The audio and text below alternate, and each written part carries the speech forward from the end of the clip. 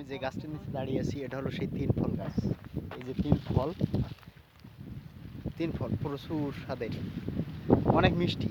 এই ফলটা এখন পেয়ে গেছে, যেটা বাংলাদেশের ডুমুর নামে খ্যাত। এটা কিন্তু প্রচুর পরিমাণে বড় এবং সুমিষ্ট ফল। তো এই ফলটা এখন পেকে যাওয়ার কারণে কালো কালার ধারণ করছে।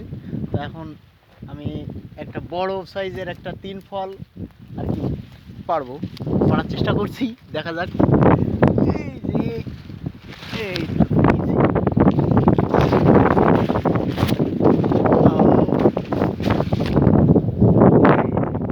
করলাম, তো দেখা যাক কেমন লাগে।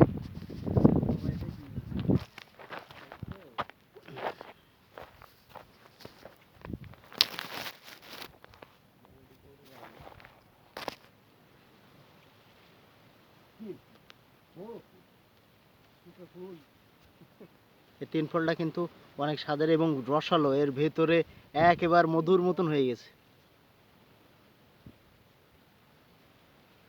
অনেকটা দেখতে মানে কলার খোসার মতো, সুন্দর করে কলার খোসার মতো ছাড়াই নিলাম।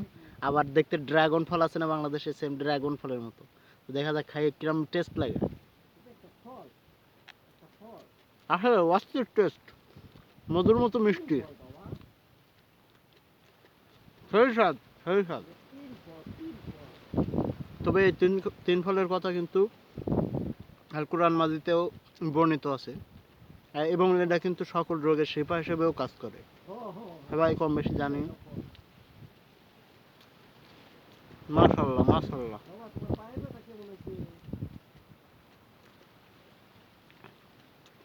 এর ভিতরে বিচিগুলো কিন্তু বাংলাদেশের যে ডুমুর আছে সে তার মতো না, তার থেকেও আরো অনেক বড় সাইজের আর কি। তবে না, সত্যি খুব ভালো লাগলো।